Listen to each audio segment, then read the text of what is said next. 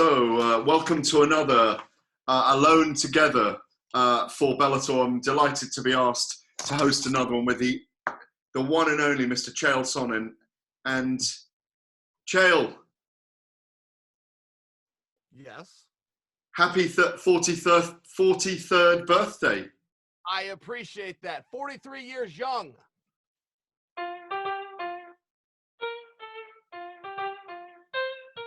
How's that? That's beautiful.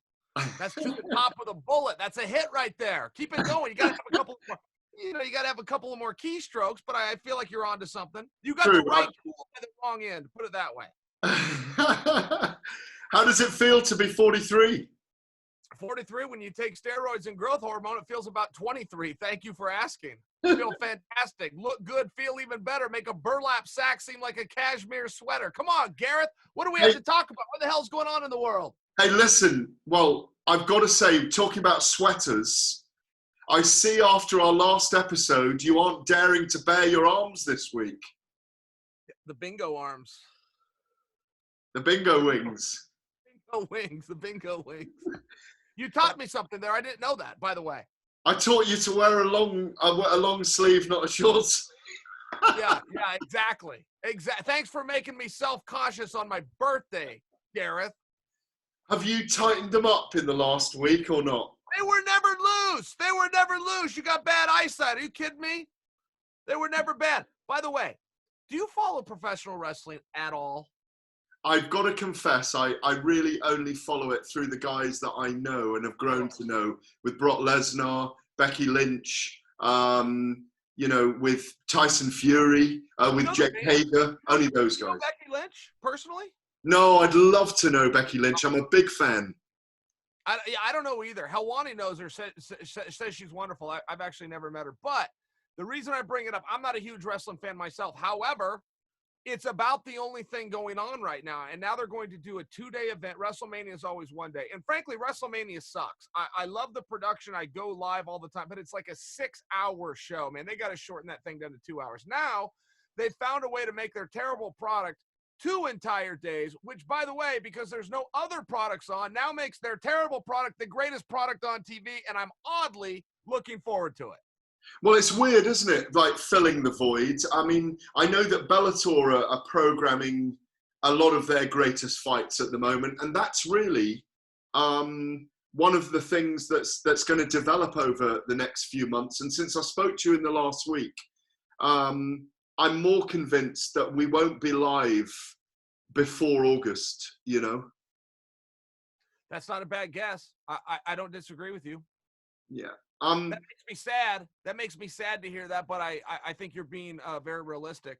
I'll tell you, some of those repeats of Bellator, though, have been extremely helpful, on accident. Like, I realize that's put out there to fill a void, and it's all the content we have, and it's entertainment. I get all those things, but I mean, even look from a business perspective, all of the sponsors who meant to get one time on TV, now sponsors are out there all over the place. Then you look at some of the fighters that had these wonderful performances, and now they're starting to get showcased and seen again, whereas the average fan is so main event heavy or so co-main event heavy, they kind of brush off some of those under guys. Sometimes those guys need to be a second and a third look, and you start to look back and go, wow, that guy's really good. I missed it the first time. I think what's come to the fore is that organizations like Bellator that are going to succeed have to plot and plan now. It's a time for the development of series like this, for example, #Alone Together, to be creative around the fact that we aren't really going to have many events. It's not a time for, when you think how we started the year, I mean, we were in New York for that press conference for Bellator in early, I think March the 9th, something like that. And you saw the array of fighters that were there, an extraordinary array of fighters, the Pitbull brothers, James Gallagher, Cal Eleanor, Ryan Bader, Vadim Nemkov, Fedor, one of your old rivals, was there, Douglas Lima, Gegard Mousasi, a whole lineup of fighters that were going to fight that week, and all the way to May the 16th. So since we spoke, obviously May is now off, the whole of May. So everything concertinas, And in many ways, is your feeling like mine that we'll see the big events very quickly now going forward? What's this big fancy word you tried to just use? Constantinas? Concertina. You remember the concertina? Yeah. Yeah. Why not just say continues? Why use extra syllables if you don't have to? Well, sorry. I mean, hey, Continue. It goes on and Chael, moves forward. if you ever had a daughter yourself, her name would not be Brevity. If my wife could stretch $1 the way you can stretch out a segment, Gareth, I wouldn't have to get in that ring anymore. Okay. So what's the question? I got confused. What are we talking about? The question is, do you think all those big name fighters will be concertinaed, remember the instrument, into a package where we'll see them all fight very soon as when we get back into action? That would be very cool. I've heard people talking about that across the realm of MMA. That look, you've got all this star power and you spread it out sometimes. Why not compact it and come in? I mean, don't forget, it is a business first and foremost. Some of those top guys are making some very top dollar, and it does kind of need to be spread out a little bit. We need new TV time. We need new arenas to fill out. I mean, I think that there's a lot of things to balance there. But as far as having big names that are going to fight, I don't feel like Coker's been short on big names. He's not short on big ideas either. This Grand Prix is a very, very real thing. In fact, the more time that goes, I can tell you, I start jonesing. I mean, I start missing this Grand Prix. I start missing where we're at. I start missing the guys and the characters even more and more. And I'm getting compelled to some of these stories. I talked to AJ McKee 2 days ago, and he's saying, look, man, it is business as usual as far as me preparing. Sometimes I'm having to do it from home. Sometimes it's me and my dad going out to the garage, or me and one of my teammates because we can't get to the gym. But when I'm starting to hear some of these stories of these guys that are now in a mental drill, we already knew McKee and the pit. I could go through the list. We know how good Darian Caldwell and these guys are physically. This is a mental drill. And to hear some of these stories of what they're having to go through to keep their eye on the ball, because exactly to your point, it's a moving date. You don't know when you're going to be up. So you have to show mental toughness and discipline right now. I'm into these stories. I mean, I understand it can be very sad, but I find some of these stories to be very uplifting. Well, there's a lot of fun going on. Earlier in the week, I spoke to Paige Vanzant and obviously Austin Vanderford, her husband, who fights in Bellator at 185. I don't know if you've seen her Instagram, but they're doing everything nude at home at the moment. Nude workouts, nude cooking, nude drinking. It's absolutely brilliant. In fact, in honor of Austin, I stripped my top off with him. No bingo wings, by the way. No bingo wings. What are the Sonnens doing at home that's very different at the moment? I mean, are you naked with your pinny making food or not?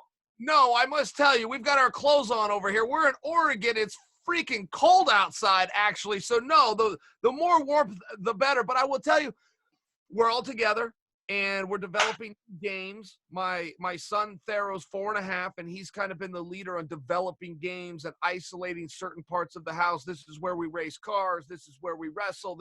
Fill in the blank. And so, I mean, we've enjoyed that time together. We only have one grocery store in my city, and I don't mean this like a poor me. I could drive to another city and get food, but the shelves are a little bit sparse right now. So every night when it's time to cook dinner, we have to get a little bit more creative and a little bit more creative. And I've got a kick out of it, quite frankly. I mean, the whole family's together. Everybody's under one roof. We've been having some fun. Look, I want to take you back today to one of my favorite Bellator fights that you were in, because it was the end of a big feud between you both, you and Wanderlei Silva. Now, he still hated you all the way up to the contest. Talk us through fight week around Wanderlei, who'd been wanting to kill you literally for 5 years. Yeah, I will tell you. And now Wanderlei and I's relationship is totally different. It's totally different now. Everything's fine. But to go back, man, it was uncomfortable because one thing about Wanderlei is when he wanted to fight, he wouldn't necessarily guarantee you he's going to wait until the cage. So when you're in a city like New York, the hotel was right here we stayed at. We all stay in the same hotel. So then you're just hoping you don't cross paths in the lobby. You're hoping you don't get in the elevator together. But the venue, Madison Square Garden, was straight across the street. So even though you've got this massive New York we're all living in this little tiny radius. And I would see him places. I would come out, I would see Wanderlei and his team like in the crosswalk, and they always stand out. One thing about those shootbox guys, they've got the coolest T-shirts. They always have had the coolest gear, but they also stand out, and they travel in a pack. So I'd always keep my eye, where's this guy at? And sometimes I'd have to go the other way. I mean, whatever the situation was. And Wanderlei called. I'll give you one thing right before that. Wanderlei called the night before. He called Coker.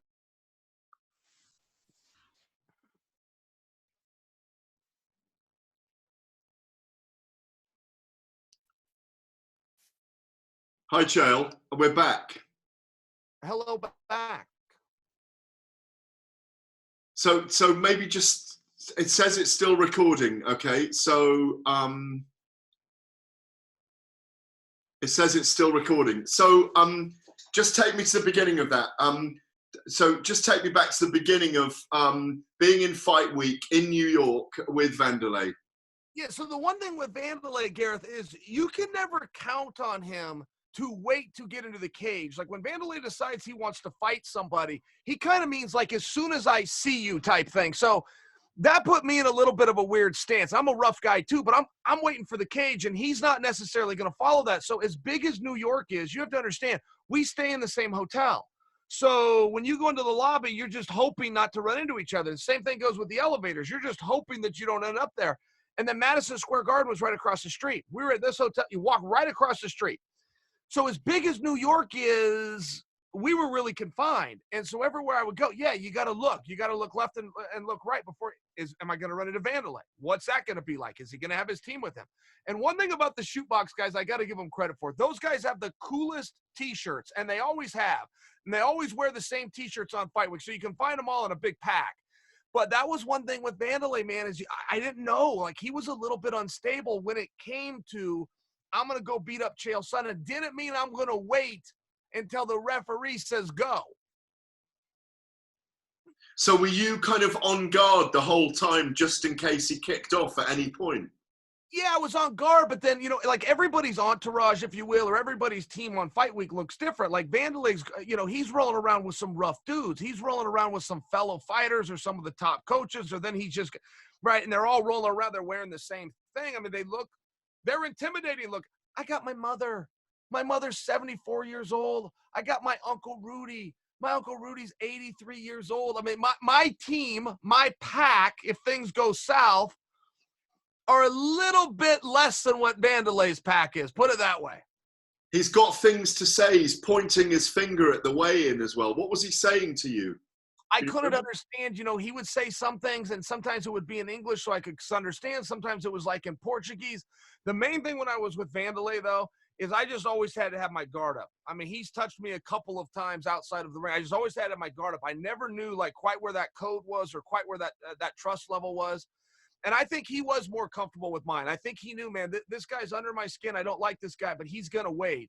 I want him to know I'm not necessarily going to wait. And he won. I mean, he won that. As far as like getting in my head or having me a little bit on edge all Fight Week, yeah, he got me.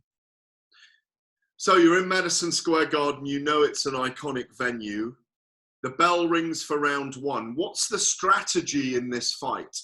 Okay, so first off, that fight had been brewing for a long time. I want to say since like 2014. Yeah. And we were even signed to fight at one point, which I think was in 2014. We had done an Ultimate Fighter together. We spent a month together. We had a street fight against each other. Like, this was waiting to go for a really long time. So there's all these tensions. And then, I can tell you all the right things to do as a coach. I can tell you the right words, but to actually do them as an athlete, it's a little bit tougher, where you understand this is just a fight. Forget about the building. Forget about the opponent. Control your emotions. Control what you control. Stay calm. Those are really great things to say, and I did all of those things to some extent. It's just a very small extent. I mean, you're feeling it, right? It's a really real thing. So I get into the cage, and I have to walk first. So I get into the cage. I go to the far side, and in the very front row is Tito, which means Tito is only like 5 feet away from me. He was as close as my cornermen were. And I've got a history with Tito. I competed with Tito in college, fought him in the pros, known him 20-some years. And generally, no matter what's going on, if you're in the moment that I'm in, and you see a guy that you have a history with, you make eye contact and that guy gives you some kind of a nod, some kind of a go get. We'll handle our business later, but there's a camaraderie and I'm with you. So I walk into the cage and like a fool, I make eye contact with Tito so that he can give me the nod. Go take care of business. I'm on your side. We'll figure our thing out later. He gives me the double bird. He begins yelling and heckling to me now. So I quickly break eye contact to try to get back into my zone. I can't zone him out. He's right here and he will not stop. He is, I mean, he's cursing nonstop. You're going to get your ass kicked. You're going to get knocked out. All the things that are very possible to happen to me, but that I'm trying to keep out of my bubble, he's reinforcing. Now Wanderlei walks out. Then they do an American national anthem followed by the Brazilian national anthem. I'm in the ring 15 minutes. I got 15 minutes of Tito telling me what a terrible night I'm about to have. And it was so frustrating. Randy Couture finally went over to Tito and goes, "Hey, what are you doing?" And Tito even shushed Randy away and goes, "Oh, this guy talked trash about my family." And so he starts right back in. And Gareth, it never ended the whole fight. I remember going in between rounds, round 1, round 2, leading into the 3rd round. In between rounds, I'm trying to get instruction from Coach Clayton and Coach Fabiano. And Tito's yelling, "This is the round. You're getting knocked out. This is where it's going to happen. Make sure you know." I mean, he was just nonstop. I was like, really? Right now, Tito? Really? Did he not get enough out of, because he'd beaten you, hadn't he? And I've got to say this, and I'm not saying it disrespectfully to you, in one of your most disappointing performances at the Forum, he'd beaten you, what, a year and a half earlier, hadn't he? And it really, I remember speaking to you afterwards, you were so disappointed with that performance. And he couldn't let up. Even though he got the victory, he couldn't let up. I had two in my career that really disappointed performance-wise. And you'll go out and have losses. Man, that's part of the sport. You either got what it takes to deal with that or you don't.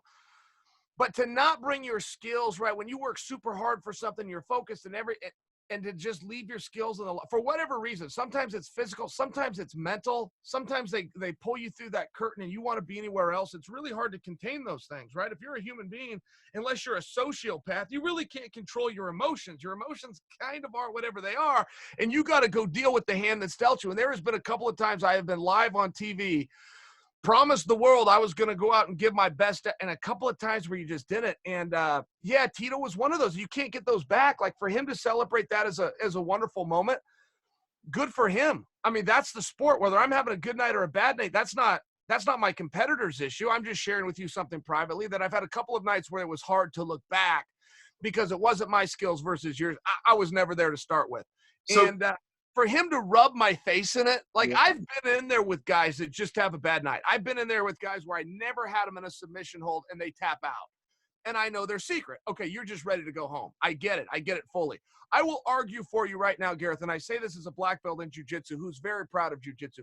You don't see very much jiu-jitsu in MMA. You see guys who have had enough, want out, find a way to make it look for the cameras like I was caught in something and tap. This is just a very real part of the sport. It's not as much about the punches and the kicks as you would think. This is a battle of wills. My will versus yours. Do I want to be in here longer than you want to be in here? Both of us want out. Which one's going to go first? Have you managed to settle it since with Tito or not? No, I can't get it right with Tito. I saw Tito about 3 months ago in the streets of Portland. I had just come home from a trip. I was at a Bellator, and I walk outside, and my buddy Joel is going to pick me up. So I walk out to get in the car, and I'm just standing there minding my own business. There's no one around. I'm just standing there waiting for Joel's car to pull up, and I'm playing on my phone, but nobody's around. And I hear somebody say, "There's the pussy."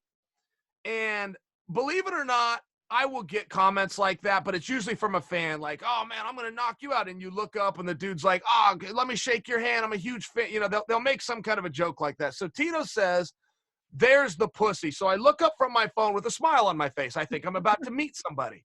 And it's Tito. And the coward is with somebody else. So the only time Tito would ever address me like that, one is when I'm locked in a cage with Wanderlei and he's on the opposite side, or two is when he's got a buddy with him. So this scumbag, what a scumbag move. So I look up and I simply say, "Hey, Tito, what are you doing in Portland?"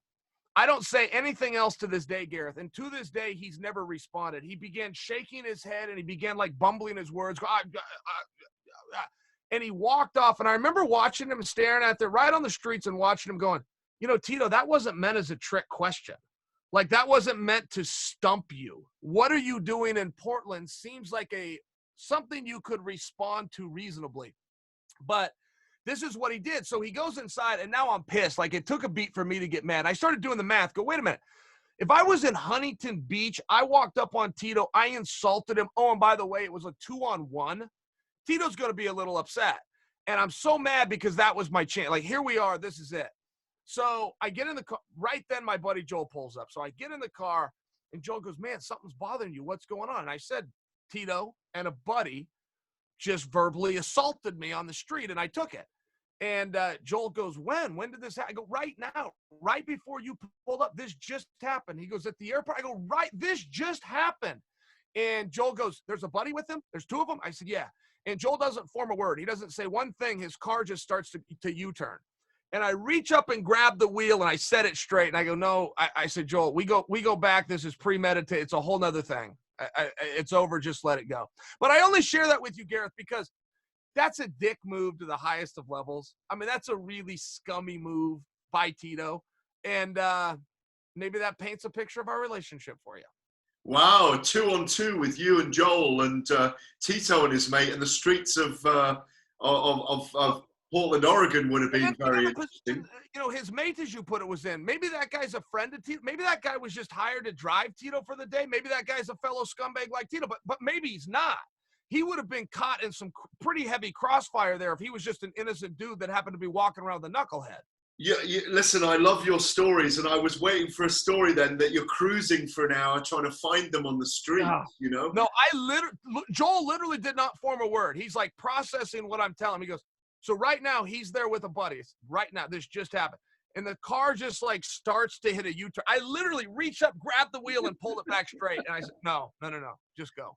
So if you could get drawn back for one fight to put the record straight and to put someone straight, could it be Tito Ortiz?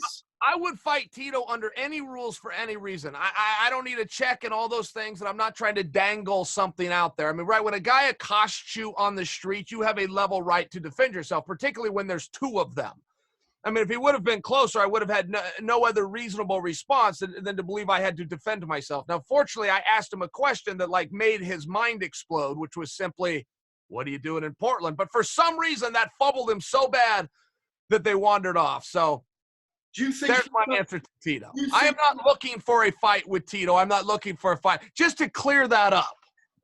Do you think that when you said that, what are you doing in Portland, he might have taken it as a threat? I haven't the foggiest idea. I think he was just looking for a different response. You know, I think when he comes at me in his greet to a guy he's known for 20 years, by the way, 21 years I've known this. If I would have seen Tito, I would have said hello. I mean, if I did, I either would have avoided him or I would have just said hello, whether I liked him or not. That's that's called being civil. For him to come up with aggressive language like that on the street while outnumbering me 2-1, I mean, I just thought it was a chicken move to the highest of level. Same as when he's heckling me when I'm in the ring about to fight a killer named Wanderlei Silva. It's just these chicken, cowardly moves that you see from Tito all the time. And he's gone as far, Gareth, as to tell me, hey, I'll make a truce with you. We can be all cool in the gang. You just need to publicly apologize to me. It's like, man, what world do you live in? Publicly apologize to you for what? What have you said that he's so offended? Chael, what have you said that he's so offended about? He says that I offended his family, that I offended his children and his wife, and it just turns into a whole mess, Gareth, because first off, that isn't true. Second off, he doesn't have a wife, and he's running around with this gal that he's been shacked up with for a number of years, which is none of my business, and I'm not even like to insult them now, but he doesn't love her enough to put a ring on it. She's so out of her mind, she tells people they're married. She went on some TV show called Wags, which is wives of athletes. Her last name's not Ortiz. Her last name will never be Ortiz, and I'm not getting in his wheelhouse right now. I'm sharing with you for him to say that I spoke out against his wife of which he doesn't have. And by the way, that girl on his arm, I never spoke of her anyway. I'm telling you a story about her, and I'm not telling you her name because I don't even know her damn name. Who'd have made a better porn star, you or Tito? What?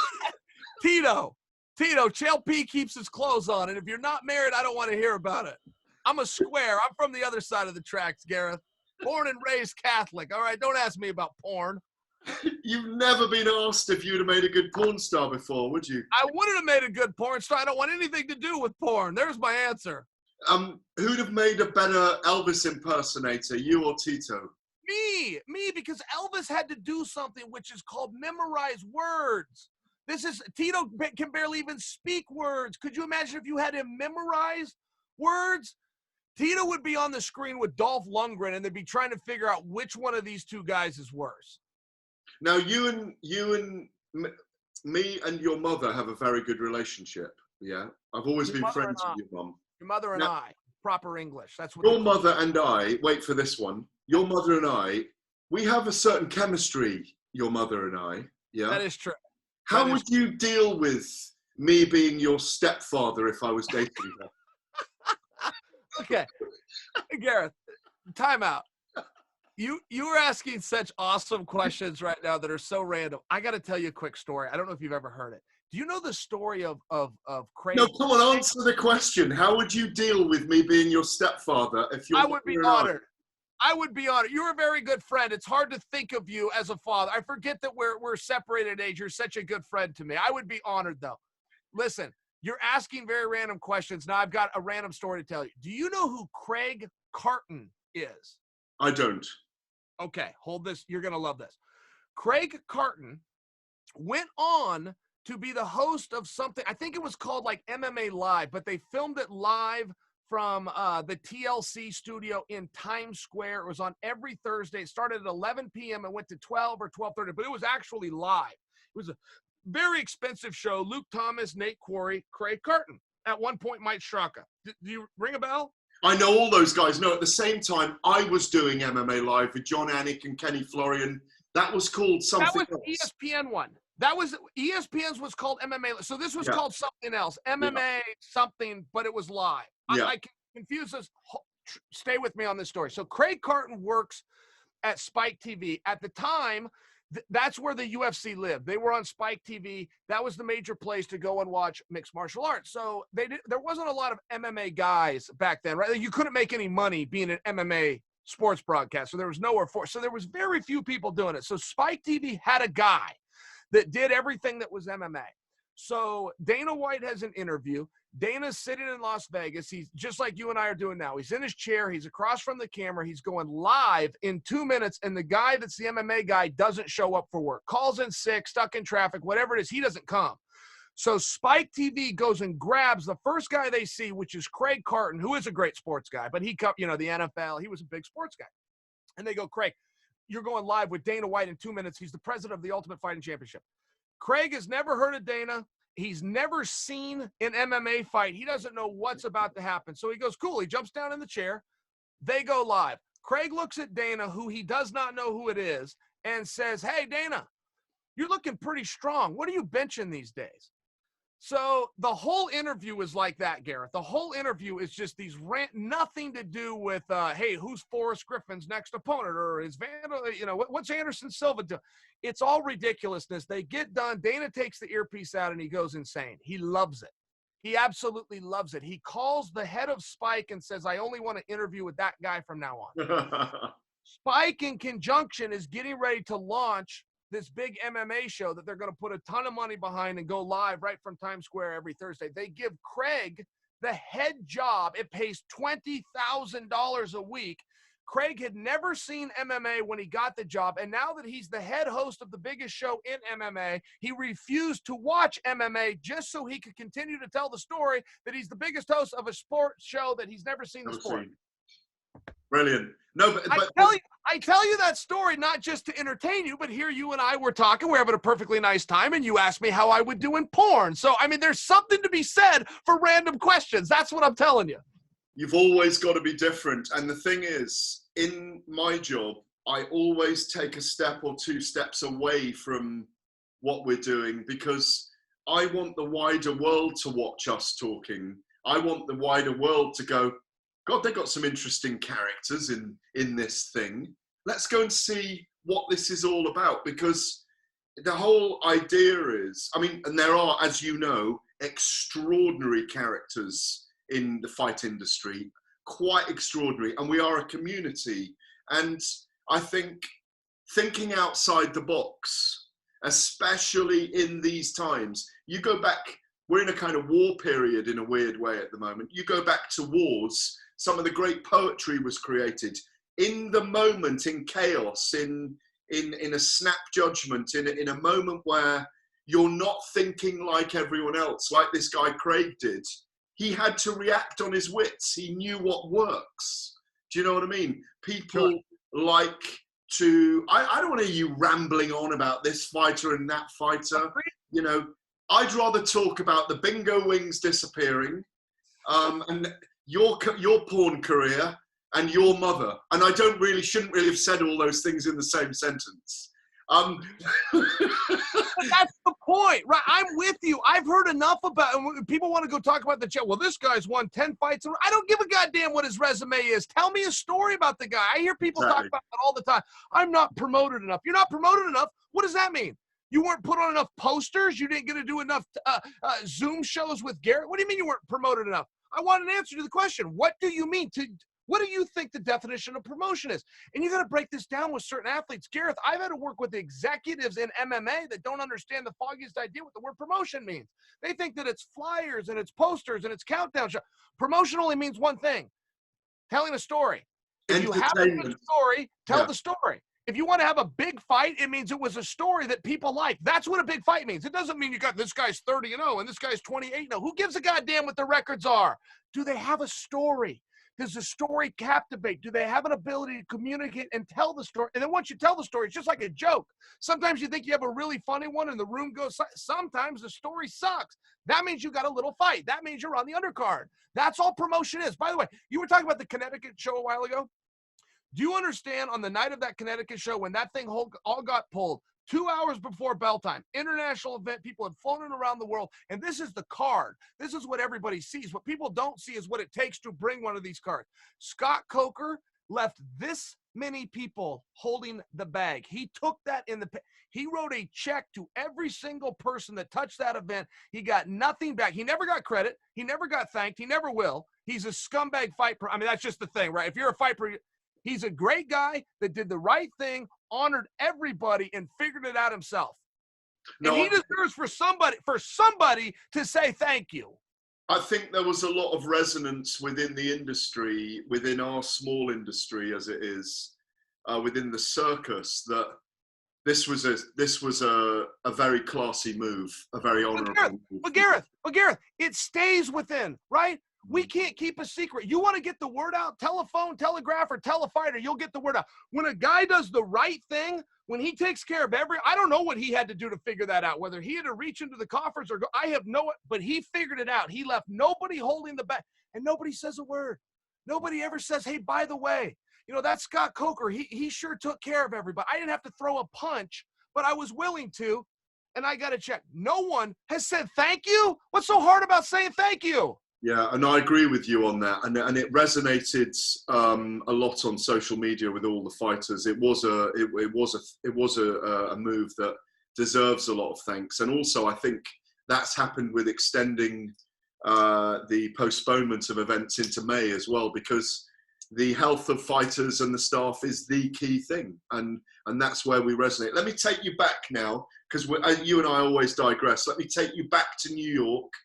Back to the grudge fight with Wanderlei. You're getting sledged by Tito Ortiz, and even Randy Couture's had to intervene. One of your great mentors, of course, the great Randy. He and I are we belong to the Stents in the Heart Club together now, Randy and I, and I'm great. I'm very glad to be in the same club. You're there first. Wanderlei's got steam coming out of those ears that are disappearing. He's got a dragon fire coming out of his nostrils. He's chomping at the bit on the way in. I was there cage side for the night. It's this brilliant venue. I know you're not a big fan of Madison Square Garden, but I am. I feel the history in there, and I'm really excited. We've waited 5 years for you guys to get it on. He makes his way into the cage. What happens when the bell goes? So, boy, what happens when the bell goes? I got to tell you, not just this fight, but no fight that I've ever had could I tell you about the fight. I would have to go back and rewatch it. And one thing I've never done is gone back and rewatched the fight. Now, that's a weakness. I would be better as an athlete if I could go study. But, Garrett, they make me nervous. They make me nervous even in hindsight. So I don't remember a whole lot about that match. I remember feeling an urgency and a need to get him down. I knew what his power was. And between the two of us, if you want to talk about this, wasn't he? Yeah, if you want to talk about just pure intimidation, which one's more likely to look you in the eye and make you wilt? It's him. It's him over me. I mean, Wanderlei's a very scary guy when he wants to be. And when he takes his shirt off with a mouthpiece in him, this is exemplified, right? The gig is up once his T-shirt comes off and that door shuts. So this is going to happen after all of these years. I just remember having an urgency.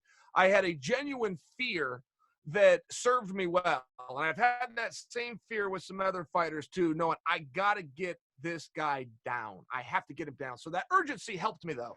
And I remember spending a lot of time on top of him, but I also remember being on our feet. You know, when you're doing the windmill, and that's what Clayton, when we were training, would always do. It wasn't straightforward with the mitts. It wasn't 1-2 and by the book and everything's tight. Wanderlei's different. Well, that's a problem. That's a big problem to deal with the guy that's throwing shots, right, that aren't coming from the angles that all your sparring partners do. So, or, you know, even your coach, it's just hard. It's really hard to see some of that stuff coming. And, you know, every shot that he landed that got through hurt bad. I mean, it was damaging. You'd feel the nerve go all the way through your legs. And I think I went down one time. I think I'd never been knocked down in my whole career. And I was knocked down once or twice in that fight. I think he was the first guy ever, but I'm just sharing his power. You know, his power was very real, but it was also very hard to see. He's really good, Garrett, that he'll disguise everything with a jab straight down the middle. And then comes the fury.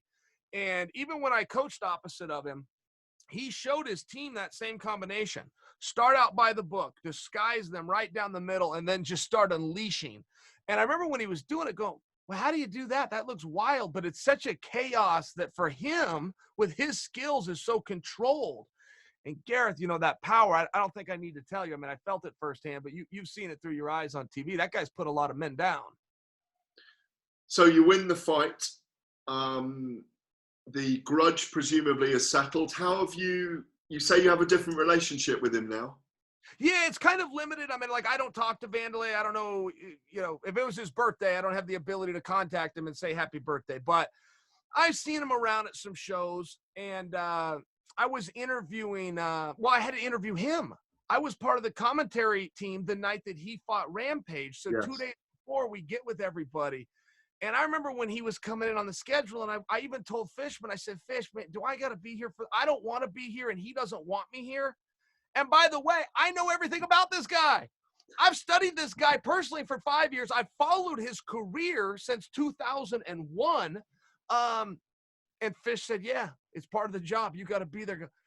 Are you sure about? So at any rate, and Wanderlei came in, and right when he sees me, he locks eyes and he flinches me. And I go, oh, and then he puts on a big smile and we shake hands. And that was it. We never said a word. But I got it. I got his message. It was cool. We moved on. I tell you what, I remember that night he was dangerous against Rampage as well, wasn't he? He was really up for it. Really up for it. Oh, he hurt Rampage. Yeah, don't forget, that was also at heavyweight. So Wanderlei weighs in at like 215 or 218. Rampage is pushing 260. It's hard to hurt a guy that weighs 260 when you don't. And Rampage, by the way, has one of the best chins in the history of combat, not just MMA. I mean, Rampage is right. It's hard to hurt Rampage. Wanderlei hurt him. And Wanderlei also had his respect. You know, that was what their third time meeting, and the first two did not go Rampage. I mean, Rampage remembered that. Rampage acts like he's not scared of anybody, and he may not be except for one person. He's scared of Wanderlei Silva. Yeah, absolutely. Listen, it's brilliant to see you. It's been brilliant chatting with you again, and a lot of fun. By the way, since I can feel you're about to wrap up, you were a complete dick to me about that Craig Carton story. You can't get a story like that anywhere else. I told you what the guy made, $20,000. I mean, that's a big reveal. I told you he got the job because he said to Dana, "Hey, Dana, what are you benching?" He asked, "Why are you benching?" Because he didn't even know who Dana White was. That's a great story. And you did what we call in the business a no-sell. You gave no laugh, not even a fake laugh. You gave no appreciation. People that see this are going to comment on that wonderful story that I organically gave you, and then they're going to complain that you were a dick about it. And you were. Dad. Chael, I'm not gonna trash talk you on your birthday.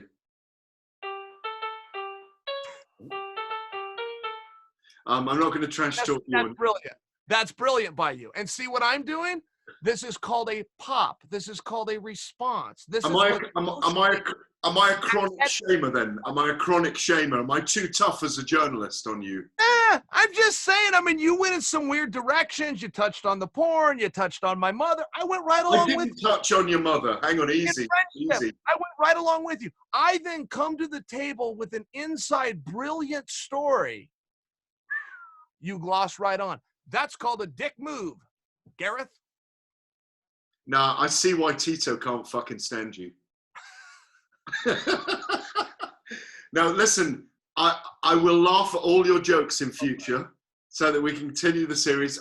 Listen, it was a great story. There you go. It was a great story. That's a great story. This dude made it. So many people stumble around life wondering how they're going to get it. They want to be MMA. Hey, how do I ever make it? This dude sat down in a chair and asked, "What are you benching?" While not even knowing who he was, and all of a sudden he's getting 20 G's every Thursday at 5. Come on, man. That's an interesting story. Listen, it's a great story, but I know it is. It's a great story, Chael. I'm aware. It's not only a great story, it was brilliantly told by an amazing orator who was one of the greatest of all time. But I do fear that you'll always hold something against me now because you have to wear long sleeve shirts when you're around. I do not have to wear long sleeve shirts. I choose to wear long sleeve shirts because it happens to be cold here. And next time you see me, I might even be in a tank top. No bingo wings, just pythons. See it, believe it. Chael, it is always a pleasure. This is the longest goodbye I've ever had. Will somebody just hang up this damn thing? Okay, we're not on TV. There's no fade to black. Roll the credits. If you just go, Gareth. People get it. The show's over. Hashtag alone together. See you later. See you later. Hang up on Chael. Kaboom. Kaboom. I've had it with you. Goodbye. Goodbye.